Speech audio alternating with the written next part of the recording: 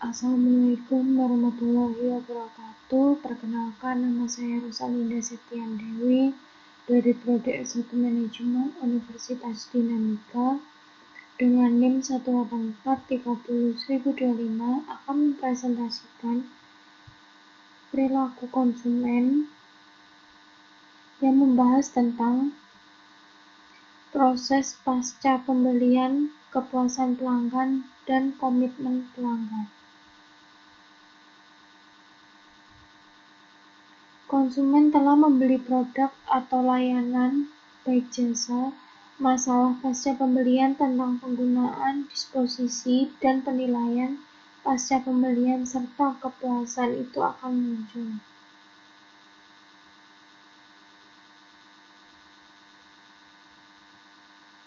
Jarak pasca pembelian.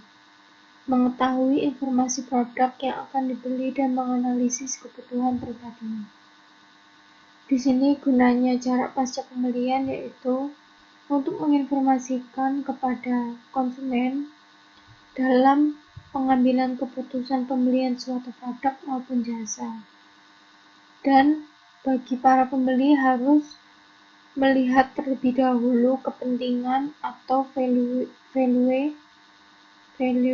yang dibutuhkan untuk memenuhi kebutuhan tersebut, seperti menganalisis terlebih dahulu kebutuhan pribadi akan suatu produk maupun jasa.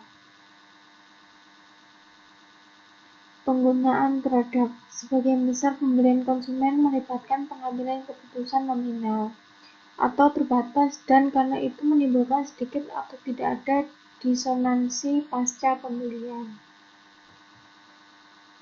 Disonansi adalah perasaan tidak senang atau tidak suka yang mendorong orang atau konsumen untuk melakukan suatu tindakan yang menghasilkan dampak-dampak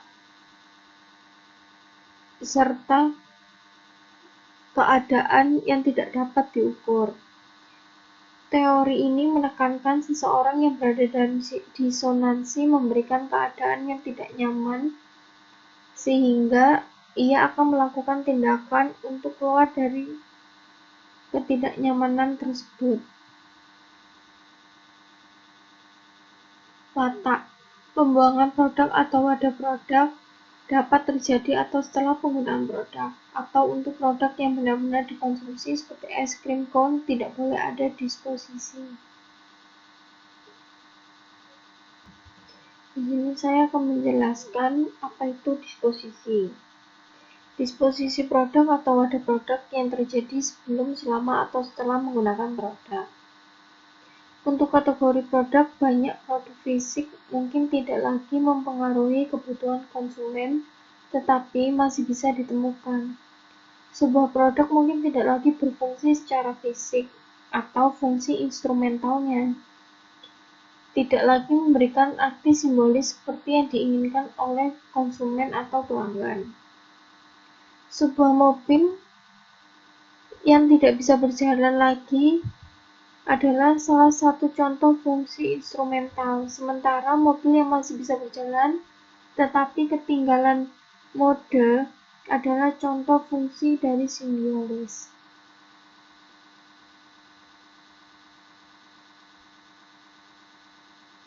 Produk, disposisi, dan strategi pemasaran. Keputusan disposisi mempengaruhi keputusan pembelian baik dari individu yang membuat disposisi dan individu lain di pasar untuk kategori produk tersebut.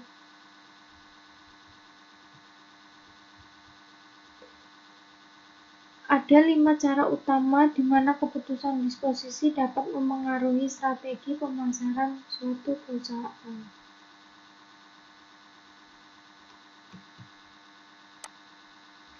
Yang pertama, untuk sebagian besar barang yang tahan lama, konsumen enggan untuk membeli item baru sampai mereka benar-benar mendapatkan uang atau pendapatan dari produk yang lama. Keinginan konsumen ini terdepresiasi nilai dari sebuah item tahan lama dari waktu ke waktu. Kedua, disposisi kadang harus terjadi sebelum pengganti karena ruang atau keterbatasan keuangan. Yang berikutnya, keputusan konsumen sering untuk menjual, memperdagangkan, atau memberikan produk yang dapat mengakibatkan pasar berkurang untuk produk baru. Lelang berkembang karena permintaan konsumen untuk membeli dan menjual barang bekas. Yang keempat, untuk memperhatikan dengan disposisi produk adalah bahwa negara-negara bersatu tidak sepenuhnya masyarakat yang sekali pakai. Banyak orang dari negara lain yang terus sangat prihatin dengan limbah atau dampak-dampak yang dihasilkan dari sisa bahan produksi. Yang terakhir, yaitu yang kelima, adalah bahwa suara disposisi lingkungan keputusan menguntungkan masyarakat secara keseluruhan. Dan dengan demikian, perusahaan yang merupakan bagian dari masyarakat itu.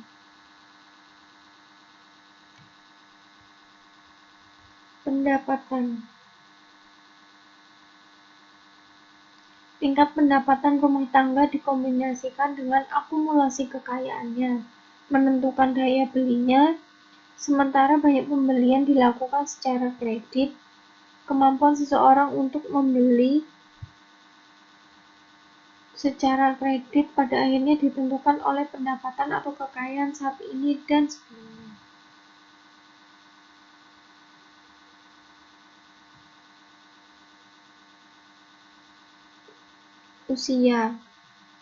Usia membentuk media mana yang kita gunakan, tempat kita berbelanja, bagaimana kita menggunakan produk, dan bagaimana kita berpikir dan merasakan tentang kegiatan pemasaran.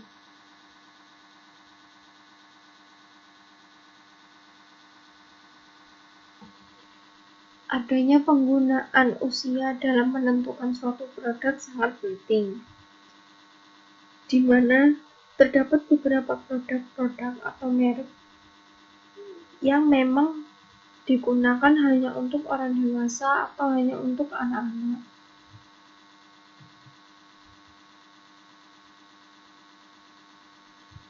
Proses evaluasi. Alternatif tertentu seperti produk, merek, atau gerai retail dipilih karena dianggap sebagai pilihan keseluruhan yang lebih baik daripada alternatif lain yang dipertimbangkan dalam proses pembelian. Seperti yang bisa Anda duga, harapan dan kinerja yang dirasakan tidak independen. Sampai titik tertentu, konsumen cenderung untuk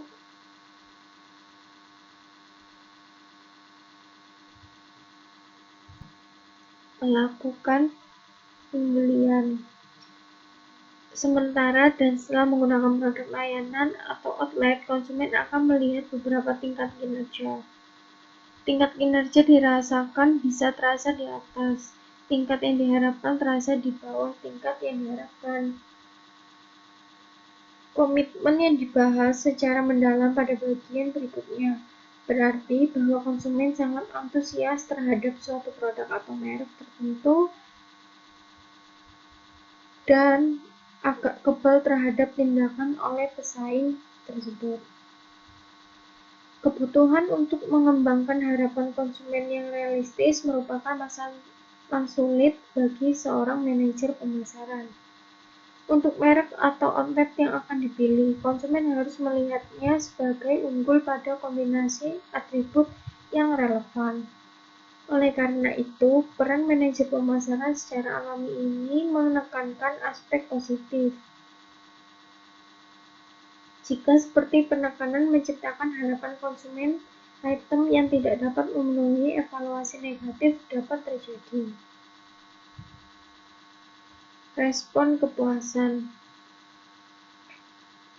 Keputusan pertama adalah apakah akan mengambil tindakan eksternal atau tidak. Dengan tidak mengambil tindakan, konsumen memutuskan untuk hidup dalam situasi yang tidak memuaskan. Keputusan ini merupakan fungsi dari pentingnya pembelian bagi konsumen, kemudahan pengambilan tindakan, dan keberadaan konsumen. Kebanyakan nasabah tidak beralih dari penyedia memuaskan ke penyedia yang lebih baik. Sebaliknya, mereka lebih beralih karena masalah yang dirasakan dengan penyedia layanan mereka saat ini.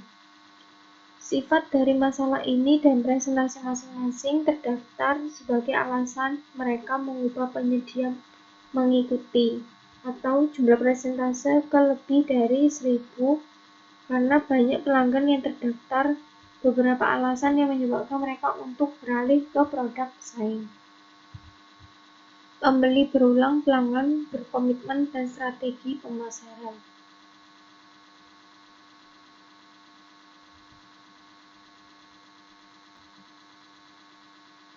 Langkah penting dalam mengembangkan strategi pemasaran untuk segmen tertentu adalah menentukan tujuan yang dikejar. Ada beberapa kemungkinan yang berbeda. Yang pertama, menarik pengguna baru ke kategori produk. Yang kedua, menangkap pelanggan pesaing saat ini.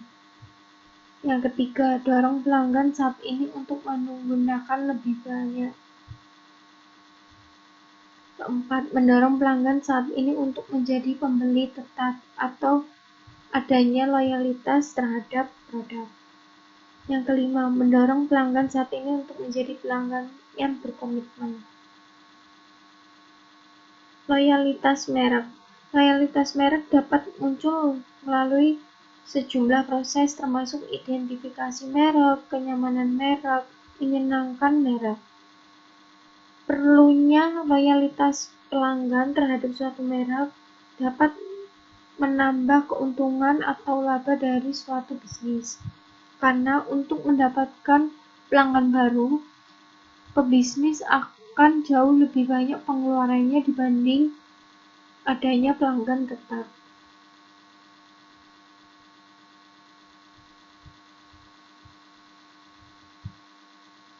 Sekian presentasi dari saya. Wassalamualaikum warahmatullahi wabarakatuh. Terima kasih.